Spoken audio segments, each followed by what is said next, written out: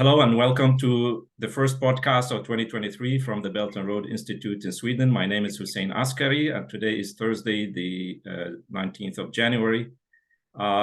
We left behind a very interesting year, 2022, and now we are embarking on this new year. It's going to be the 10th anniversary of the Belt and Road Initiative, so this will become, of course, it's a focus of the Belt and Road Institute, but we will focus more on the achievements of the BRI in the past 10 years, but also what is the perspective for the future regarding the Belt and Road. Now, there are many challenges around the world, but also opportunities. We just had the lifting of the COVID-19 restrictions in China. China's economy and community is opening up again. This would mean a lot for both the Chinese and also for the rest of the world, China being the second largest economy, and I argue is the first industrial economy in the world. Of course, for people outside who deal with China and China's relations with other parts of the world. One of the big issues confronting China, but also the world, is the US-China policy. New sanctions have been put on Chinese specific industries, for example, the semiconductor industry by the United States. There is a tension in the South China Sea. There are now talks with Japan. So I think it's very important that we discuss the US policy vis-a-vis China. And later podcast, we will talk about the EU's relationship to China. Especially now that the new foreign minister of China was the ambassador to the United States in just a few weeks ago. He finished his work. And therefore, for this podcast, we would like to invite Mr. William Jones. He's the former White House correspondent for the Executive Intelligence Review news service and an insider of Washington affairs, but also an expert on US-China policy. Thank you very much, Bill, for joining us today. Happy to be with you, Hussein. We appreciate you taking the time to do that. You have a very busy schedule. You are following many things. But we would like to focus on, first of all, as I said, US-China policy is important in this context, but we want you to just give us your appreciation of the 2022 things that happened last year, but also what your view of what is coming in 2023. Yeah, I'd be happy to do that. 2022, this was the year that was quite a momentous year in many different respects. In terms of the Chinese situation, of course, the center of everything was the 20th Party Congress, which was prepared, the first part of the year and then held in the fall, which was kind of a watershed moment, which I think has consolidated the shift in Chinese policy, which had been introduced, over 10 years or more ago by President Xi Jinping. I think what he had done, of course, was to assert publicly the fact that China intended to play a major role in the world. Prior to that, of course, you had the Deng Xiaoping motif of don't show all your cards, don't show the world what you can do, but do what you have to do. Kind of behind the scenes to move ahead. But at a certain point, it was obvious that China and economic development would also become a major player on the world stage. A socialist country, and something somewhat unprecedented. To a certain extent, back to the Cold War, you can say the Soviet Union was a major power, but this is something entirely different. That the Chinese have succeeded where the Soviets did not succeed, in establishing a society that was prosperous and was expanding and wanted to do good in the rest of the world.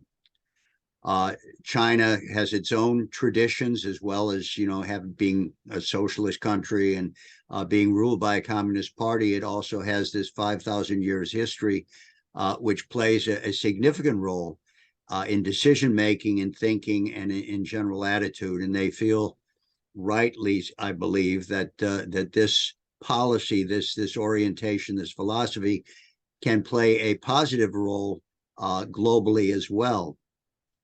Now, it was not always considered something, there wasn't always unity around this idea that we should become a more public figure on the world stage. And there were a lot of people who retained the issue that if we do that, we will become a target. And so it wasn't easy to I think, get that across.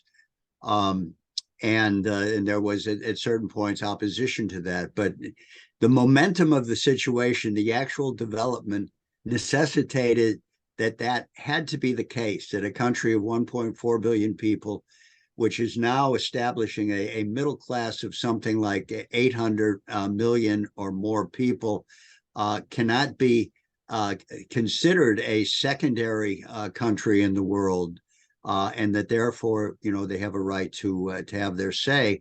And what President Xi did was, through the introduction, especially of the Belt and Road Initiative, show that the growth of China as a major power would be of tremendous benefit to the rest of the world. And indeed, the initiation of the Belt and Road Initiative did change the trajectory for mankind in a decisive way.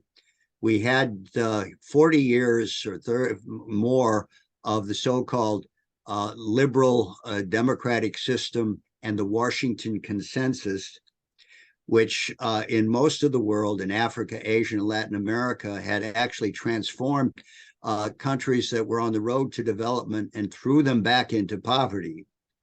And conditions got worse and not better. And what China did with the BRI was to show a different pathway based on the notion of pushing for transportation and other basic infrastructure to build up the economies in the developing sector.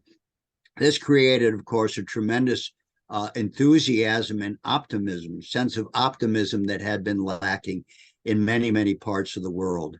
And China has won a lot of goodwill as a result of that. But the 20th Party Congress, what it did is, I think, it established the notion that this is the direction that China has to go. There is no more trying to go back to obscurity or to hiding your gifts under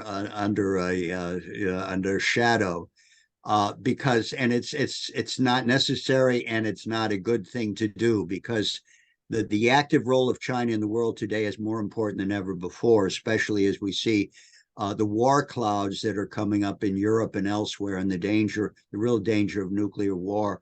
That the policy of China as a publicly announced policy which can win support from other countries is absolutely essential.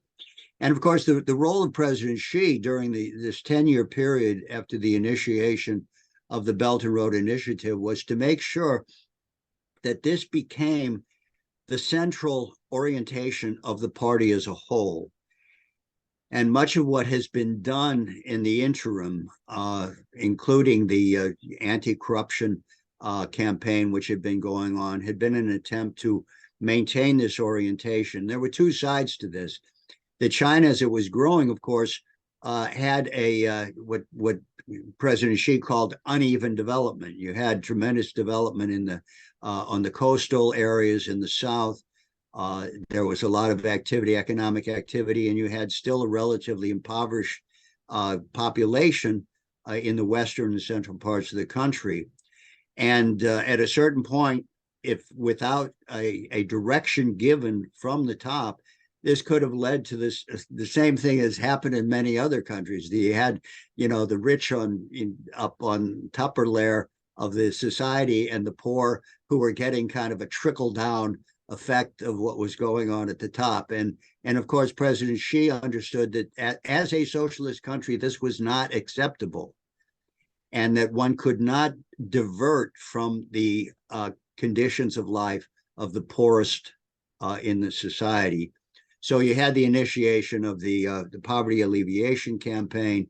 You had the Going West policy to build industries and production in the Western areas, which of course interfaced this Belt and Road Initiative, which was also oriented to a large extent to the Western areas towards Europe, providing a basis for creating prosperity also in the western part of China as a transmission belt between Europe and Asia. But I think that was very much consolidated at the Party Congress. The idea of what they call Xi Jinping thought is really that orientation, that we are a country that is based on the notion of protecting the people's livelihood, and this is our orientation. You had also I mean, a lot of an economic orientation of going to higher levels of technology and scientific innovation and advancement. That's what they call high quality development. Yes, yes. It's not like equality at the same level, but it's equality through progress. Absolutely. But the idea is that you do not lose track of what is happening on the lower levels of society. That is, it's not a trickle down economy. It's an economy that is directed, utilizing the capabilities that you have in the most advanced sectors. You will proliferate those into the largely rural districts, the poorer districts in the West. So what you had is, on the basis of the activity of the Communist Party, was to take what had been won in places like Guangzhou and Shanghai and others, and bring that into the countryside.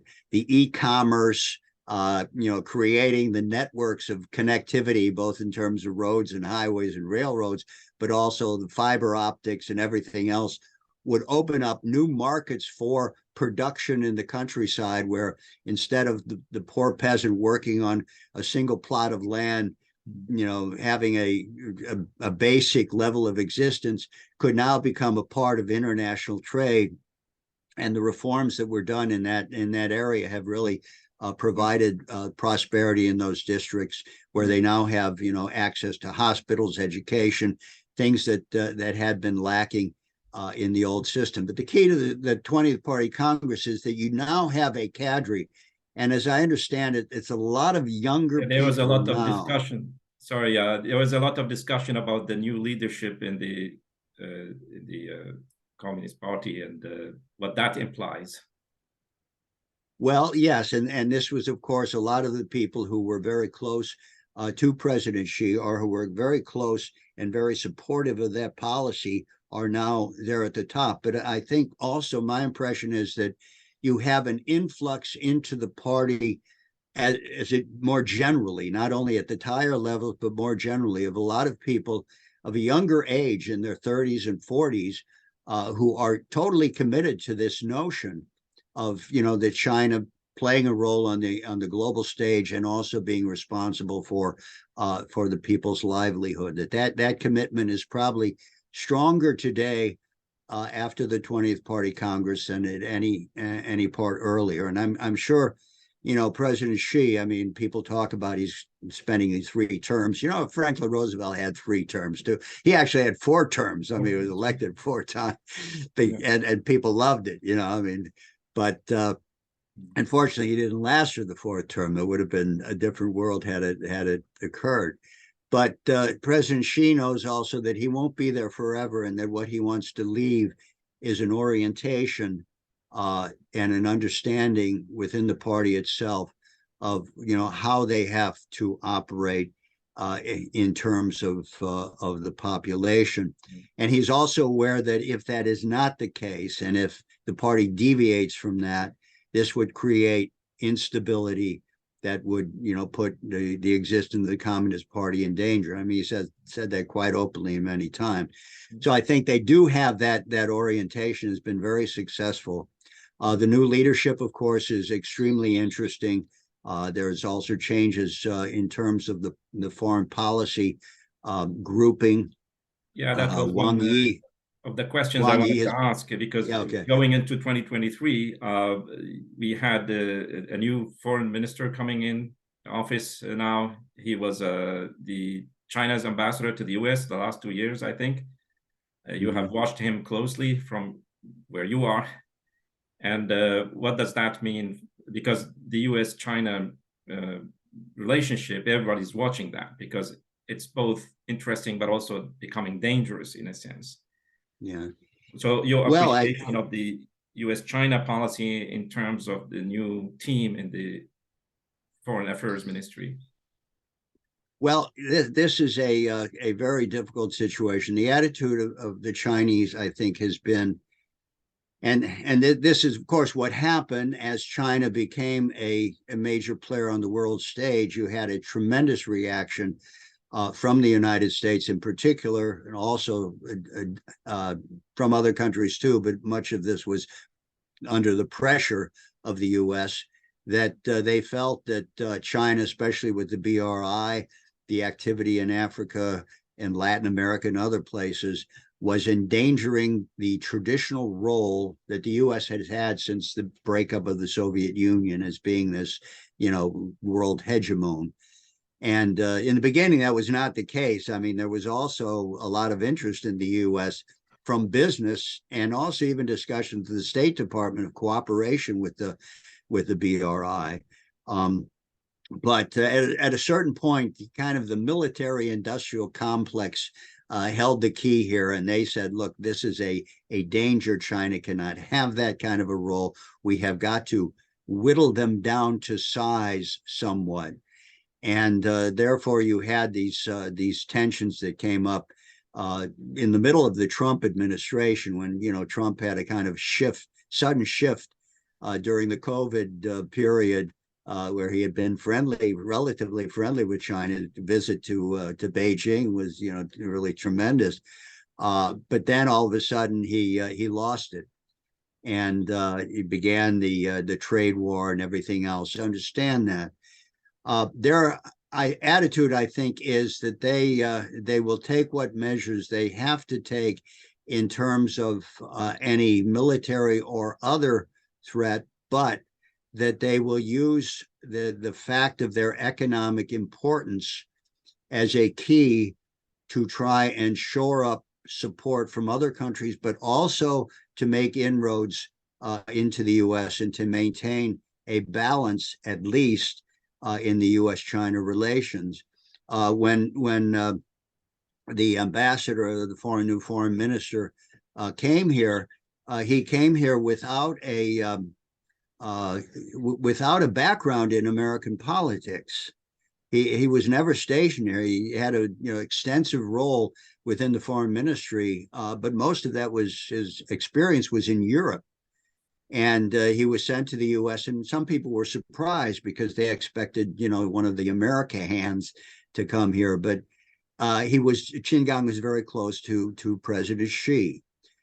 In his role in the foreign ministry, he had been with President Xi on many of his visits, and so he was sent here, I believe, to get a good picture of the situation here in the United States, probably with a view that they felt that he was going to take a higher post soon.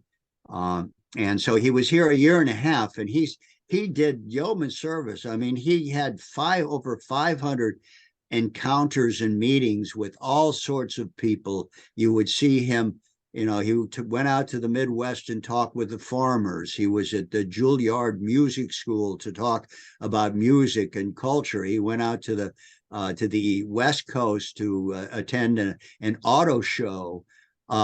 He was playing basketball at the NBA, and he's actually very good.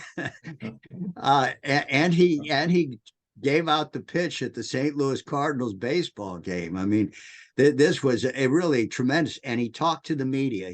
Initially he was ignored to a large extent by the apparatus. Getting appointments in the State Department was difficult.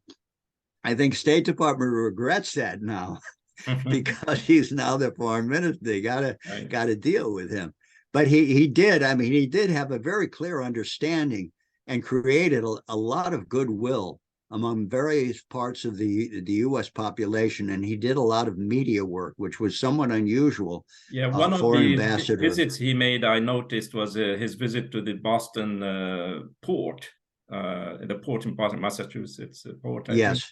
And he met with he was also awarded the shoreman's, jacket and honored Exactly. because the Chinese shipping company Costco has a big share there. I mean, it's an irony that the United States is the biggest trade partner of the United States. They're so entangled in economic matters and trade matters that this tension persists. I mean, we have there was the Bali summit, the G20 Bali summit after the meeting between President Biden and President Xi. Everybody was optimistic, but now we see certain shifts. Immediately after that, we had the sanctions on the semiconductor companies in China, which is a big issue. We are writing a report on this ourselves because we see this a very, very dangerous sign. Now we have also the tension in the South China Sea increasing. Of course, there was an attempt by the US side to lower the tension after Nancy Pelosi's visit to Taiwan.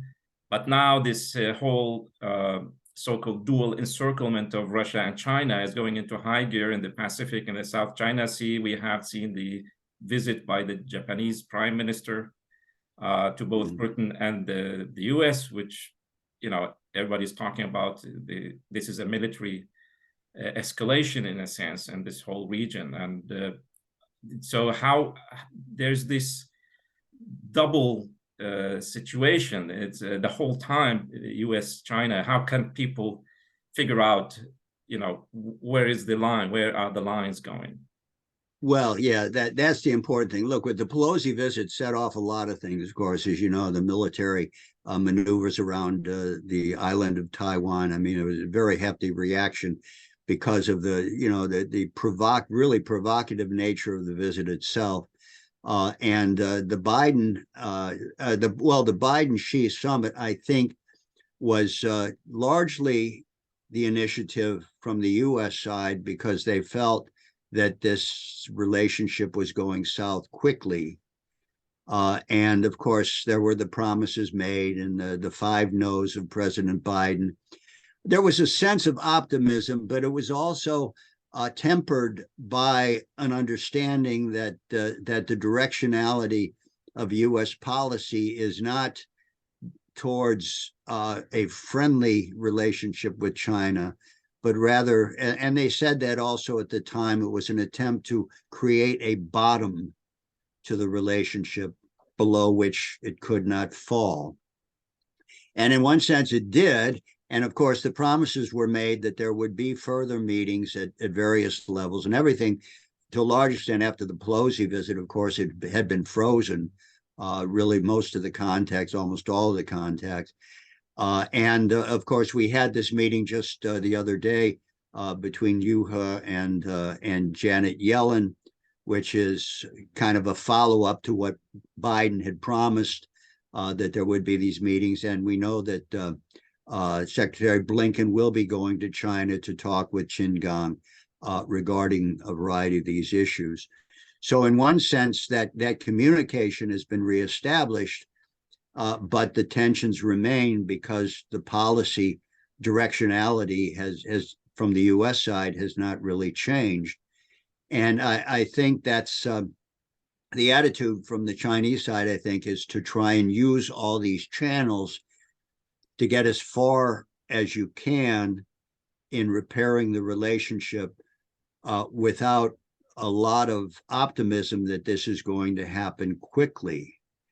But at the same time, you also see that there is a tremendous activity in shoring up the support from the world community. You know, Xi's visit after the COVID, you know, after there was a downturn in the COVID, that Xi, after the 20th Party Congress, went to Central Asia, talking to the Central Asian countries, the visit to Saudi Arabia, the discussions with the Philippines president, kind of is an attempt to shore up the support that they have in the world at large, at the same time that they're trying to manage the relationship with the United States. And at this point, I think it is really a question of managing the relationship, because until the attitude of the U.S. Changes, it's not going to be a very warm relationship anytime soon. And, I wished it would be, but I don't see it. But I think there will be results of it. I hope something will come out of the Blinken visit. I think China is also aware that, as Ambassador Qin, now foreign minister, understood, that there are other layers in the U.S. populace which are much more, favorable to China. And perhaps since things have been kind of, frozen up in terms of travel and things like that, that maybe there could be some forward motion in terms of people-to-people relationships, people going to China, delegations coming here, trade delegations and the like, which would, I think, create the basis in the United States in strengthening the positive opinion that does exist among the population towards China, and maybe bringing about some changes within the political elites as well. But I think that's going to be a long-term policy, and I think China has a twofold approach to that. One is to maintain the contacts and try and utilize the contacts with the U.S. to create the best possible relationship that they can under these circumstances, and at the same time to bring to bear the thinking and the opinion within the world community in support of the Chinese position, which of course is much different than what the U.S. is pushing, the alliances of democracies as opposed to everybody else, really. But the Chinese position that we should work together. It's a multipolar world, and everybody should have a say in it. I think that's gaining support, and they feel that to the extent that that becomes more of a visible, organized sort of opinion. I mean, even at the United Nations is really supportive of this. That would have an effect in trying to counter the attempt to break up the world into two warring camps. I think one place where this thing about the attitude of other nations, especially the global South, to relations with China and also relations to the US and the so-called rules-based order. One place where it's very obvious is in Africa. There was the Africa-US summit in Washington recently, where some African diplomats were protesting that it's like typical meeting with the American or Europeans, that they were giving instructions more than opening up for a real one-to-one cooperation, unlike the China-Africa summits, where you have a very clear agenda, very clear, which both sides discuss before the summit itself, and there are outcomes from that summit, where very concrete outcomes on investments, on that. Very little of that transpired after the Biden Africa Leaders Summit. But now, one thing which has not changed in Chinese foreign policy is the traditional visit by the Chinese foreign minister, to African countries. This year, it was to Ethiopia, Egypt, I think Benin, and Angola, I think. So this is a traditional trip the Chinese foreign minister takes every year at the beginning of the year, which also indicates the intention of Chinese policy, which is basically based on economic cooperation, because China has not much military and security interest in Africa, although it has a very large contingent of peacekeeping forces under the UN in Africa. But you mentioned also the fact that Janet Yellen met Liu He in the Davos meeting. After the Chinese foreign minister was in Africa, Janet Yellen also made a trip to Africa, not to extend economic cooperation, but to typically warn African nations against cooperation with China, that there is a debt trap problem. And she visited specifically Zambia, which we have a very interesting report coming up. Because there are certain nations who are financially distressed. They have debt problems, which are not a result of Chinese loans.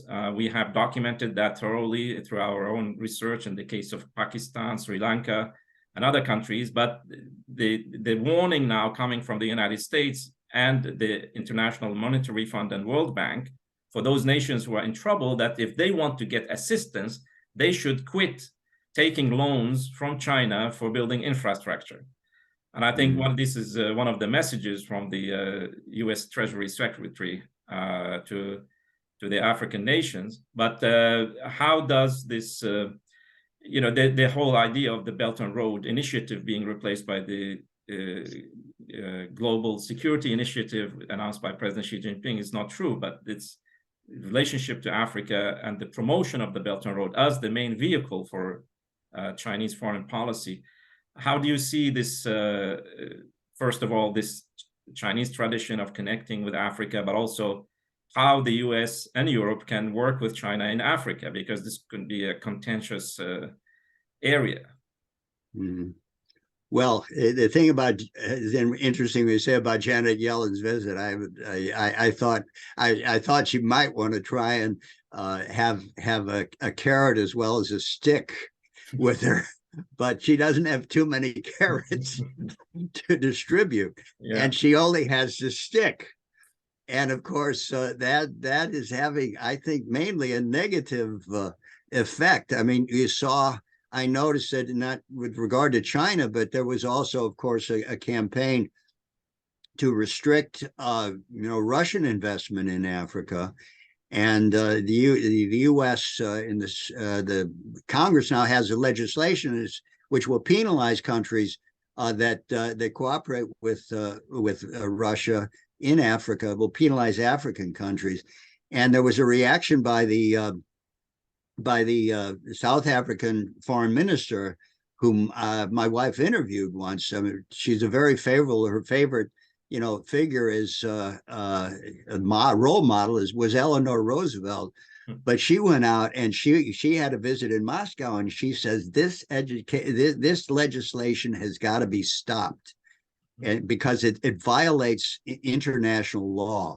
I mean, it was very clear that they come with the stick of this, and there's going to be a reaction. And the same thing goes with China. Look, the benefits that these countries have received from China, and the reactions and the interreactions with the Chinese on these development programs, they know that has been lacking almost totally from the United States since maybe the 1960s. 1960s was a little bit different. The Cold War, the U.S. was doing things in Africa, was building things, but after the Cold War, it was forgotten, and they know it. And that therefore, I don't think you're going to have any big shift, to the extent that the U.S. tries to strong arm these countries. I think you'll have an even more negative reaction. They will be more supportive of China and realize that this so-called alliance building that's going on is certainly going to be devastating to them. So I don't think U.S. is trying to catch up in Africa. You had Blinken there, and I have Janet Yellen. You probably have other visits going on. But they just have nothing to offer. The battle is, you have geopolitics, and I don't like to use the word geoeconomics because that seems even also kind of geopolitical, but it's politics, it's political manipulations versus real economics.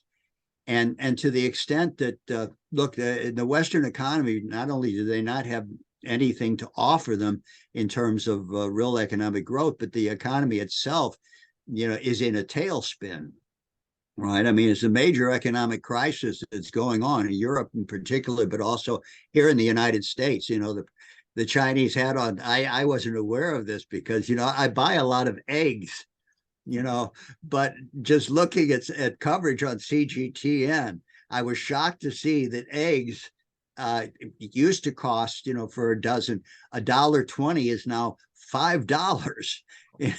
So I have to cut down on my egg consumption. But sounds like in Iraq we have a similar situation in Iraq. Price of eggs. But those are the conditions of life here in the United States and in Europe. So there's really nothing to offer, and because the economics is going to become more important as this crisis develops. If you look what China has done just over the last few days, where they lifted the COVID restrictions, and now, there's a great promise of the Chinese economy really getting into high gear after the Spring Festival here. under control conditions, because COVID hasn't disappeared, but it's just that they do have a mechanism now for trying to deal with this in terms, even in the rural areas, with the vaccinations, the hospitals, the medical personnel. They're ready to deal with it if it, raises its ugly head, but they are committed now to try and get the economy moving. And everybody is looking at that saying, look, finally, something's going to start to happen. And even the firms, you read some of the financial press, Morgan Stanley and Goldman Sachs, they're becoming euphoric now.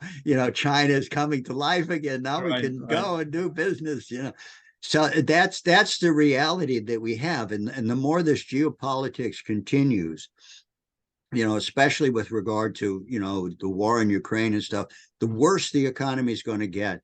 And the more important what China is doing with its own economy and the Asia Pacific economy is going to be, extremely important. And even countries like Japan, which has joined this alliance, has got to take consideration to that, right?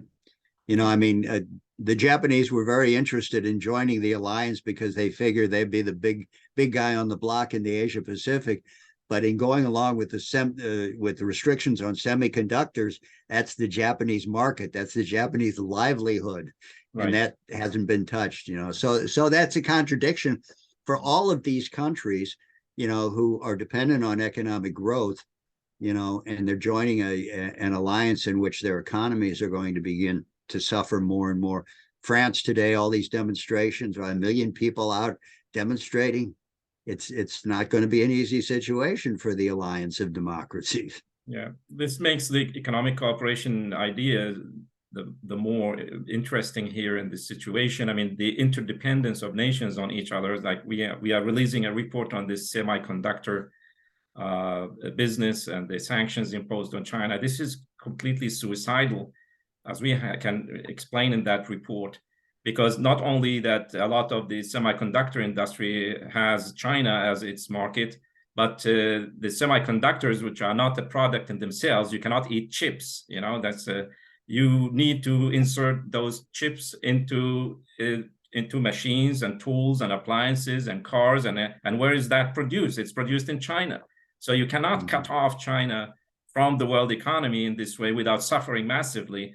I mean, you talked about France. I mean, recently there was a crisis in France for medicines because a lot of the medicines in Europe and the United States, I think the majority of medicines in the United States, the substance is produced in China. And that's how interdependent the world economy is on each other. But the issue is, are we going to go into a period of growth, or we just stabilize the situation, because the situation itself is not good. But if we go into a situation where we will have growth in the world economy based on investments in infrastructure, as the Chinese have proven, this is the way countries can get out of poverty. You can sustain growth by investing in high quality, high technology infrastructure and sustaining that development, that progress, perpetuated in a sense. But this brings us to the final question here, that this year, 2023, the year of the Belt and Road Initiative, which is making 10 years, how do you see the possibility of the United States and Europe working together with China, not only to stabilize the situation by reaching the bottom line, but to go forward and working together, for example, in Africa, in Asia, on infrastructure development, economic development, and agriculture, and solving also the food crisis in the world? Well, just at the moment, of course, this is not going to happen as far as the U.S. is concerned. What I do see happening, and I think the Chinese are also, keen on this, is that the relationship with Europe is different than the relationship with the United States. Of course, in the European countries, they've gone along with the policy with regards to Ukraine and Russia by and large, but they have not gone along with the policy towards China. I mean, this is also the case in specifically in Germany, but I think also in many of the most, rabidly anti-Russian countries like Poland and others, that they also want to maintain this relationship with China because it's so important to their own economies. France is also, I think, to some extent the case. And so as the problems arise in the Europeans following suit with the United States on this policy, and I think there are going to be even greater problems, going forward because of the economic implications of the continued, war in Ukraine, that they're going to be looking for other options and will be more amenable, I think, to cooperating with China in some areas. I mean, look, you have Chinese activities in France and in the Francophone countries in Africa. This could also be an ideal area in which France could cooperate with China on these types of projects, and that would be more likely than getting the U.S. to do that at this point.